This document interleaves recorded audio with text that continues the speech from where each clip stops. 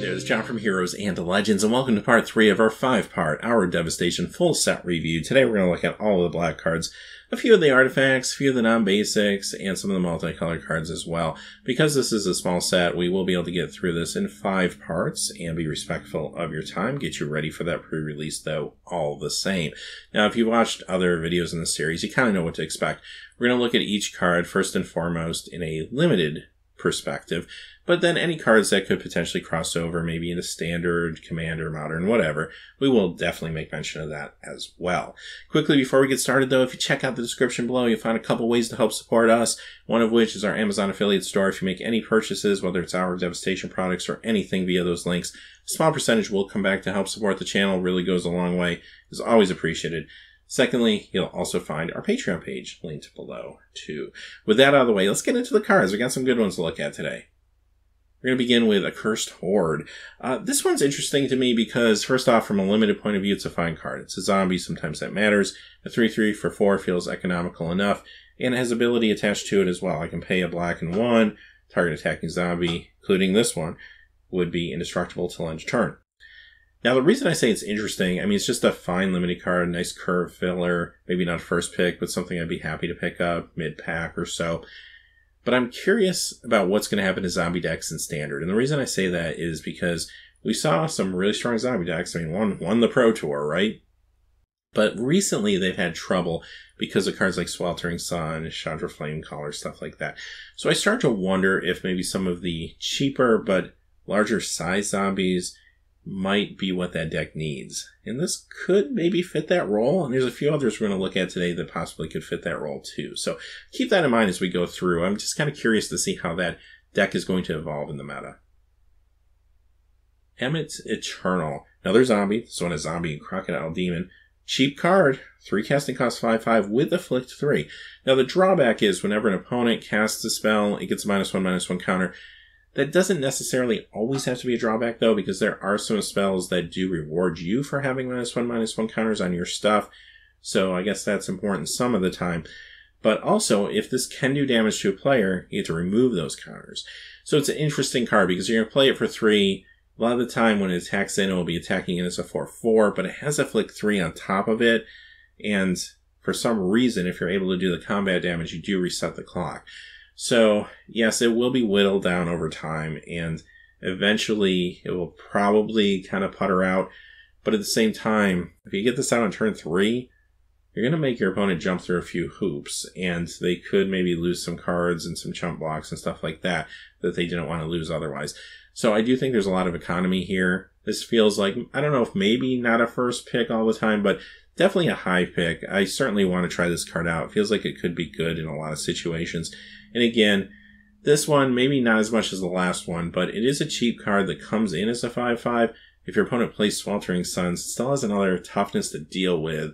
I don't know if that's consistent enough, though, for Standard, but it's actually interesting. Apocalypse Demon. A little expensive at 6. However, power and toughness equal to all the cards in your graveyard. Could be big, with flying, and the drawback, though, which is a little painful in some decks, is going to be at the beginning of your upkeep, you do have to sack your creature or else it taps. So, if you feel like you have enough sack outlets, you're playing a lot of small creatures or some sort of token generation, maybe some 2/2 zombie tokens or something, this becomes really good and probably becomes a better pickup at a higher point in a pack and draft. But I'm not necessarily first picking this until I already have a base established that feels like it can use this. Now, if I don't have an issue with those sacrifice effects, this card could certainly do some work.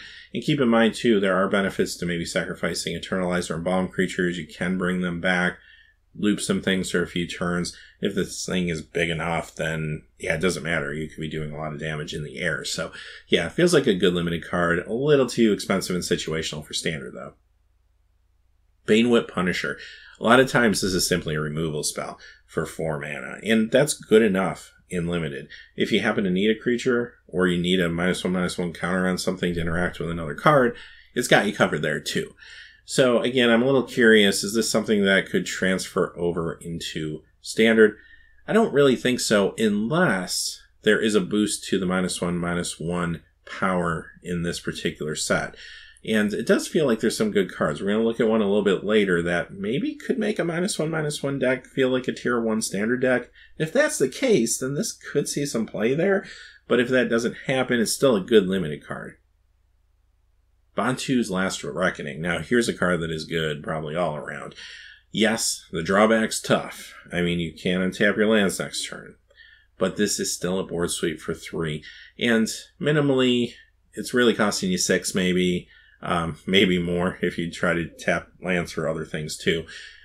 But look at it this way. Would you play a board sweep that was 2 black and 1 Echo?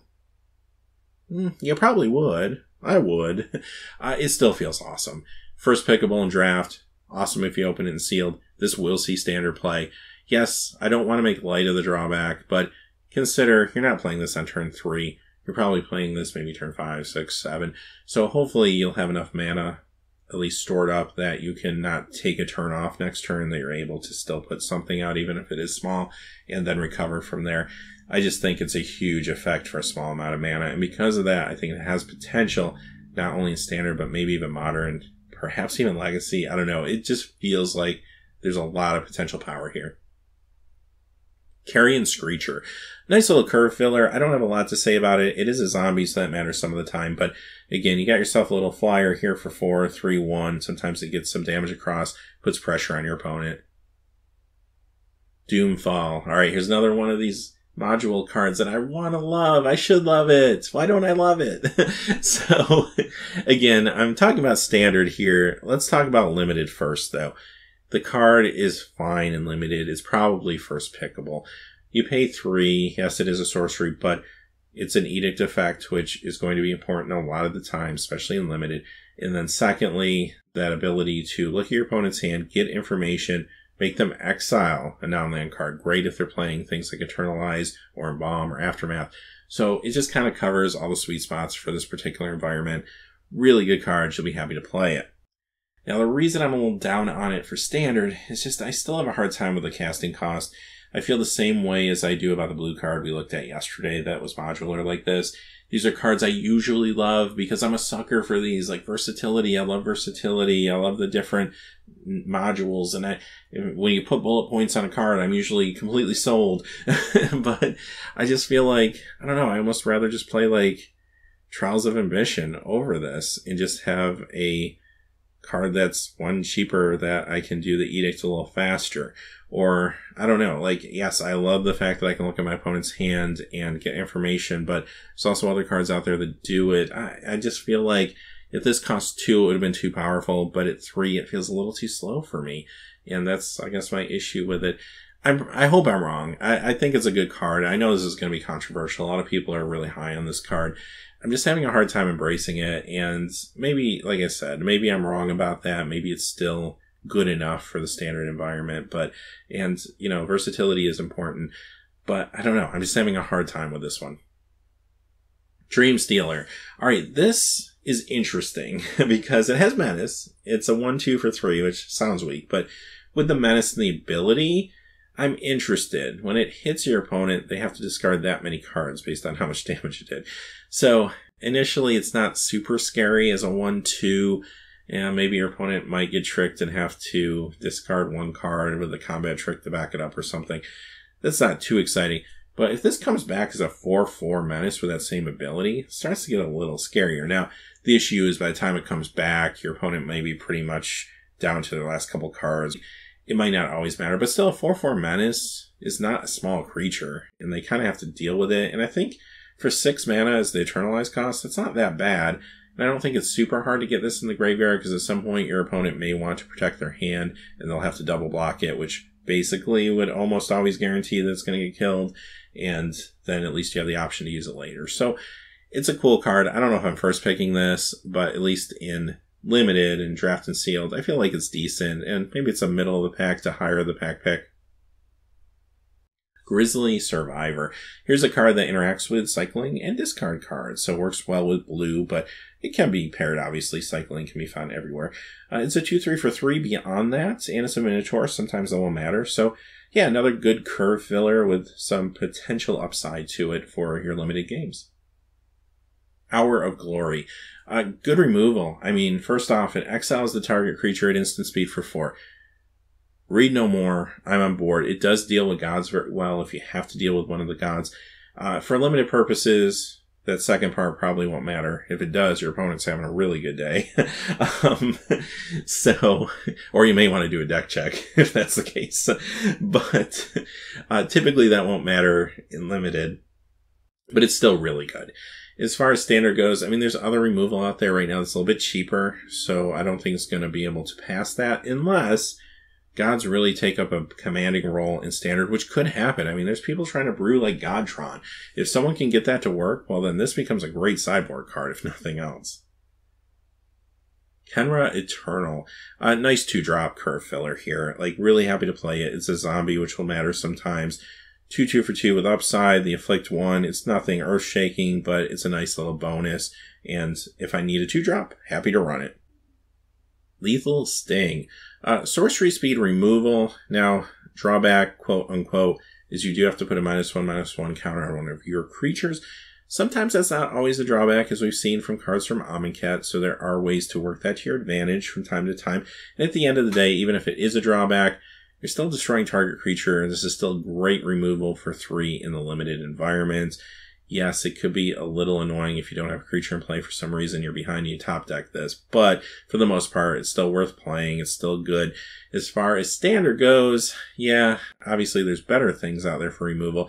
But I kind of wonder if there was a standard deck that became tier 1, or at least a real good competitive deck, that was playing more with the -1/-1 counters that this card could see play.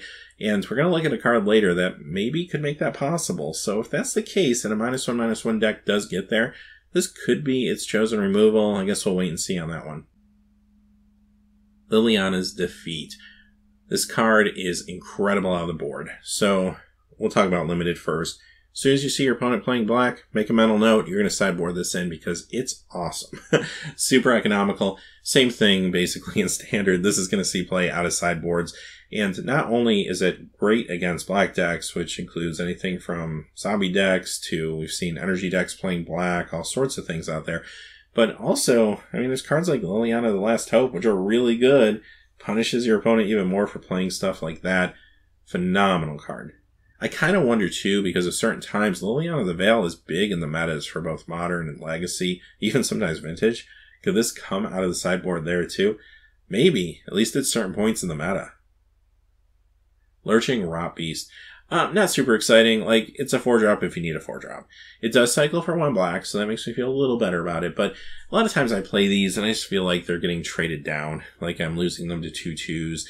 If my opponent pays 2 for a creature and I pay 4 and they trade, I feel like that's a setback for me. So I'm not high on these cards, but there are times you just simply need them, especially in sealed. Marauding Bone Lasher. This is a zombie minotaur, which sometimes both of those could come into play. But anyway, 3/3 for 3, just fine curve filler. Now, this is an aggressive card. It can't block unless you control another zombie, which at times might be awkward.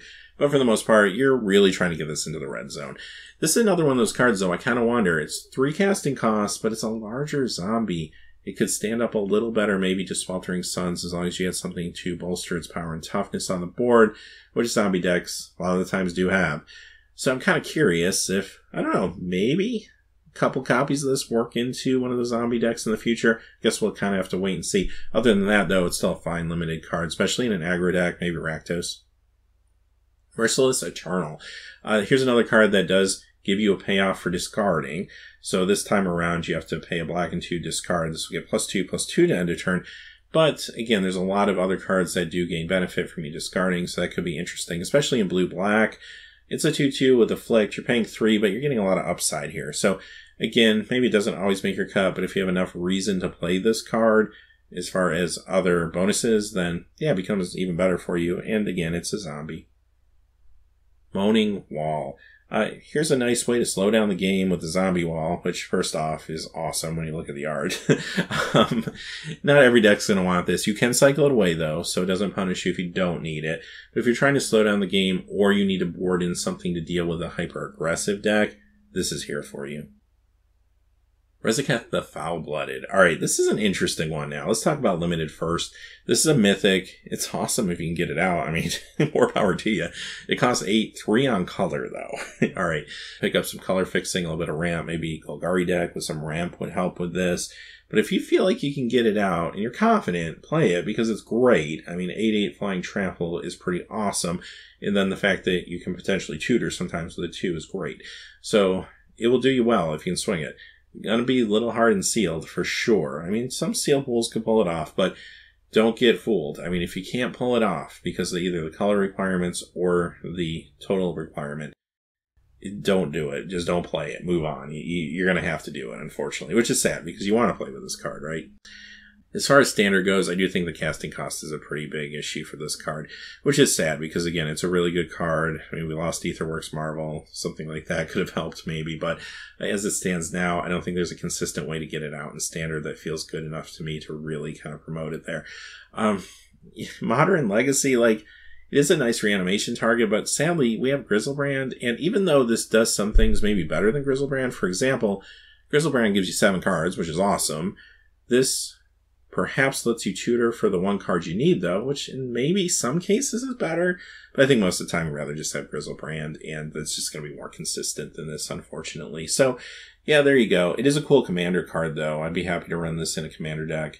Maybe it is your commander, lets you tutor for a lot of broken stuff. That could be kind of cool. Reziketh's Right. Well, basically Diabolic Tutor for 1 more, but you can cycle it away for 1 black. It's fine. Like, I'm probably not first picking this or anything, but I played Diabolic Tutor in Limited, and it's good enough. I think 1 more mana isn't going to break the card necessarily, especially considering you can cycle it away if you need to, if you can't hit your mana or something. So it doesn't punish you too bad for that. But yeah, I mean, tutoring's still powerful, so I'm happy to run this in Limited. I think it's a little too expensive, unfortunately, for Standard. Rune Rat. Death Touch, 1/1. Cost 2, sign me up. I'm already on board for Limited. I love little Death Touch creatures. They slow down the game. They make things difficult for your opponent. I'm totally for it. And oh, by the way, when it dies, you get to exile target card from opponent's graveyard. Sometimes that won't matter, but if your opponent's playing a lot of Embalm, Eternalize, Aftermath, all of a sudden, the card becomes a little bit better, but I'm still running it either way and happy to do so in Limited. Scrounger of Souls. Nice little curve filler. I mean, for a 5-drop, it's a little smaller than some, but it gives you lifelink, so kind of is what it is. Might not make all cuts, but quite honestly, I could see myself playing with this more often than not. Torment of Hellfire. Alright, first off, the art's amazing. How do you want to say that? And the flavor text is just very short and to the point. But the card itself is really good. I don't like when my opponent can decide between this, that, or the other thing when I play a card, but all these decisions are pretty bad for them, especially if I can pour some mana into this thing.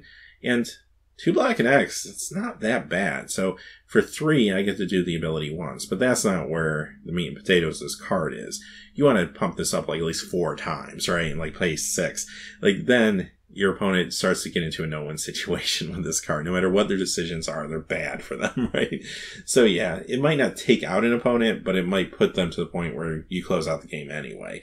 And yeah, it's first pickable in draft. Great card in sealed as well. I think this will see standard play. I think it's strong enough, especially if you can ramp into this, just pour a bunch of mana into it. It's devastating. Maybe even some play in modern. I don't know. Like, it's cheap enough to cast, I think, and actually do some damage. Again, it's very good if you can get the mana. Commander, this hits all opponents. So yeah, this will definitely earn you some enemies at the table. So yeah, but it could also put your other players into a point where they can't really fight back effectively for a while. Like, this card is very powerful.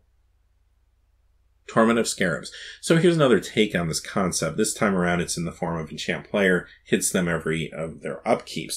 Now, it costs 4, and I'm not as high on this one. If it was a little cheaper, I'd feel better. Maybe it was like a 2. But for 4, I just feel like my opponent can mitigate this. Once a turn, they're going to have to solve this problem, whether it's discarding something they don't need, or sacrificing a token, or giving up 3 life early on when they were 20.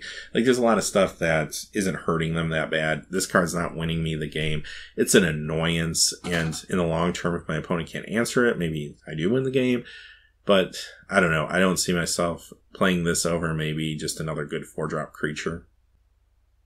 Next we have Torment of Venom, and this of course is the common version of this cycle of cards. And I like this one. What's really caught my eye, put 3 -1/-1 counters on target creature at instant speed for 4. Yeah, that's good enough. I'm happy to play it. Maybe not first pick or something, but a nice early to middle of the pack pick perhaps. Vile Manifestation, another card that rewards you for having stuff in your graveyard with cycling, so that's kind of interesting. Again, probably plays best with blue-black, but doesn't necessarily have to. It's a nice blocker to begin with, too. So a 0/4 for 2 slows down the game a little bit. It's also good to board in against aggro. You can cycle it if you don't need it. There's a lot going on here for 2 mana. I'm real happy with this card, actually. Nice middle-of-the-pack pickup. Without Weakness. This is a combat trick, plain and simple. I mean, not too much to say about it. You can cycle it, so that's good. And yeah, sometimes you need a combat trick, especially if you're low on removal.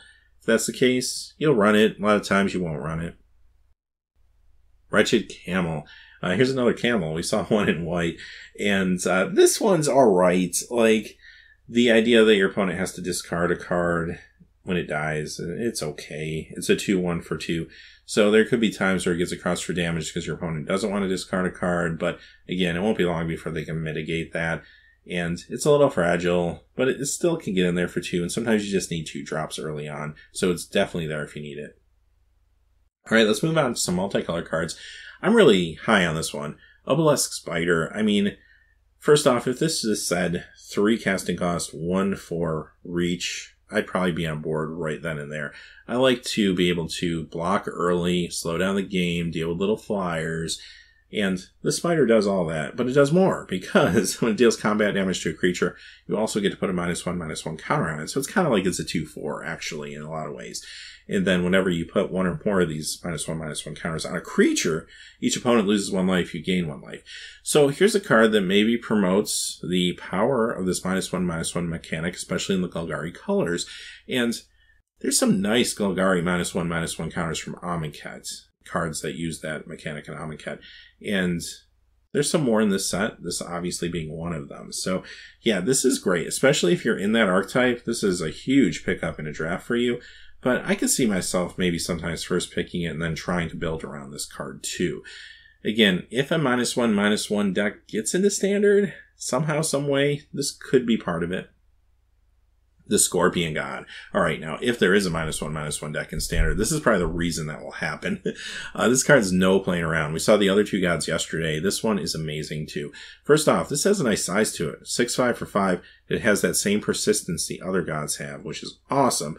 But on top of that, the fact that whenever a creature with a -1/-1 counter dies, you draw a card, and you have a mana sink where you get to give out -1/-1 counters.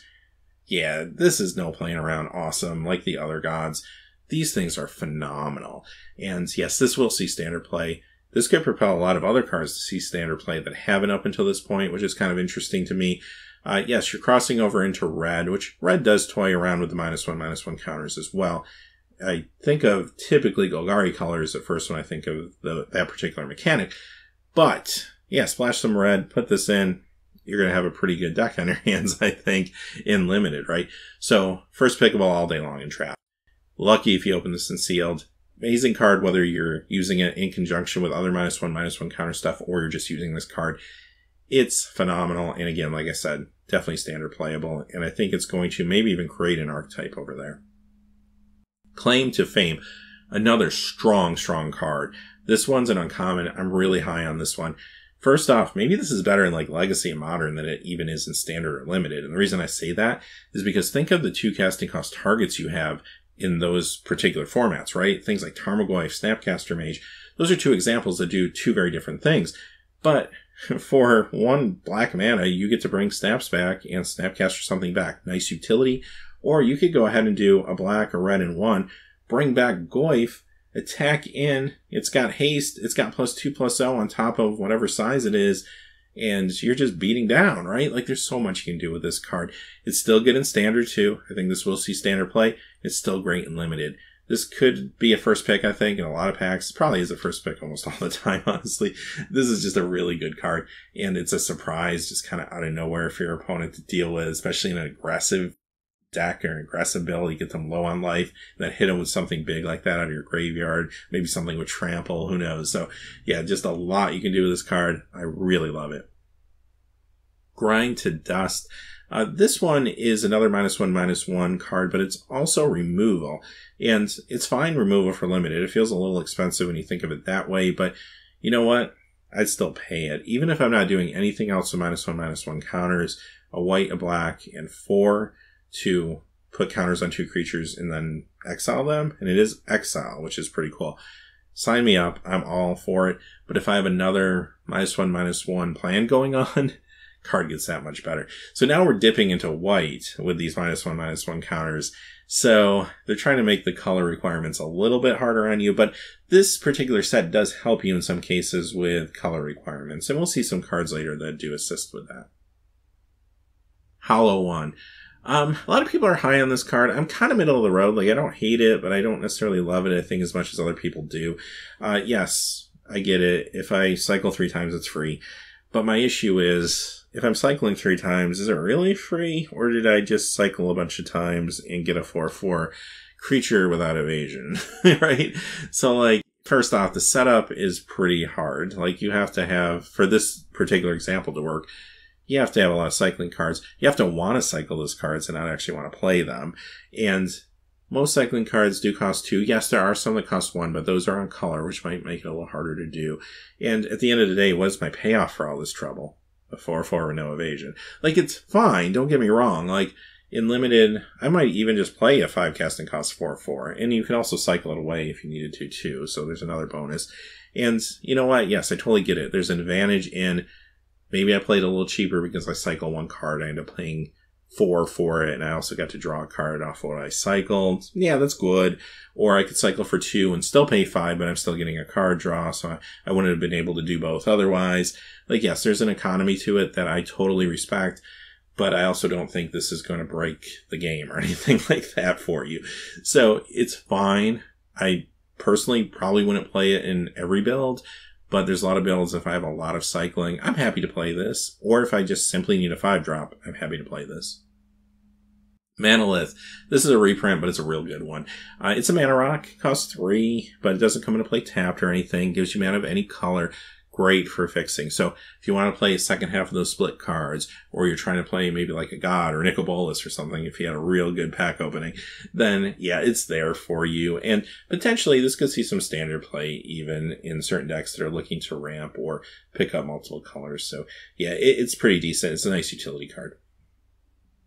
Let's move on to some lands with Desert of the Glorified. Now, we talked about this cycle in the previous video, so I don't want to spend too much time on it, but basically, if you have some Desert Matter cards and you want to activate them, this is a good way to do it if you're in black. It's a little slow because it comes into play tapped, but you have some nice options. It does tap for black mana, or you can even cycle it away, which is cool too. Hostile Desert. This one's interesting because it's a creature land, and the way you activate it, though, is you have to pay 2 and exile land from your graveyard. Now, there's a lot of these deserts that you can sacrifice for different effects, so there are ways to populate your graveyard with lands, not to mention the regular, like, looting and stuff that you could do. It also doesn't slow you down from a mana perspective because it doesn't come into play tapped, and it does tap for colorless mana. It could slow you down from a color perspective, though. So, again, be careful with these cards. If you're going deep, like a 3rd color, you might not necessarily want to count this as part of your mana base, because it could slow you down, as opposed to if you're playing like a dual color deck and you have, like, instead of 9 forests and 8 mountains, you just run 8 and 8 in this, like, that's fine. Otherwise, you want to make sure this is actually like one of your spell spots and not a land spot, in other words. Is it good though? I like it. I mean, I feel like I'm dropping it for free because it's a land. And as long as I can activate it, it's good. I'm not going to play it if I don't feel like I can consistently activate it. That's the issue. But if I feel like I can activate it relatively consistently in my probably draft deck more than sealed, then yeah, I'm going to play it. Although some sealed pools probably could support it too. So yeah, it's decent. It's not going to work in every deck, but it's still good. If near Deadlands. This one's a desert, and again, that's going to matter sometimes. This is part of a cycle. This is probably my favorite of this particular cycle, but basically what these do is they don't slow you down because they don't come into play tapped. You can tap them for colorless mana, or you can pay a life to get the mana of the particular color, in this case black, which is nice, again, because it doesn't hurt your mana requirements. And then finally, they give you a ability that allows you to either sacrifice, well, really any desert, whether it's this one or another one. And in some cases, it could be a repeatable effect. And this is a nice repeatable effect, if that's the case. 2 black and 2, sack a desert, put 2 -1/-1 counters on target creature and opponent controls. Activate this ability only time you can cast a sorcery. So yeah, you can't instant do it, of course, but again, at the same time, that wouldn't be super helpful because this would be telegraphed because it would be on the battlefield. Still really good, especially if you're messing around with -1/-1 counters, but regardless, it's still a good ability to have. And much like the others in this particular cycle, like we saw the mill one yesterday, which I was a little more shaky on because, yeah, it's nice as a repeatable effect potentially, but again, it's a little inconsistent. I don't know if it's easy to get it there with the mill deck. But this feels a little more utility. Like there's a lot of decks that could use this and find benefit out of it without just trying to do one particular thing. And I like that a lot. So I do think this is maybe the strongest of the 5. And having said that, those are the cards for today. So wow, we got there. We have 2 more parts left. We're going to be back tomorrow. We're going to look at all of the red cards. Next day, we'll look at the green cards. Following day, we'll do our pre-release primer. It's really geared for new players. We will talk about invocations there, though, too. So that might be of interest to more established players, but kind of give some tips about going out to maybe your first pre-release. And then after that, we got some market watches coming up. We're going to be talking about some July picks of the month. Later in the week, we'll be talking about our Devastation cards before you go to that pre-release, what you want to open, hopefully. And then finally, Saturday, we'll do a regular market watch. So there's a lot coming up. Until next time, thanks for watching. Please remember to like and subscribe, and have a great day. Hey, thanks for watching. This video is made possible by the generous support of viewers like you on Patreon. Check out the description below for links to our Patreon page as well as our Amazon affiliate store, where a small percentage of all sales will also help support the channel. Finally, if you haven't had a chance yet to subscribe, hit that subscribe button so you don't miss any new videos on Heroes and Legends. Talk to you again soon, and have a great day.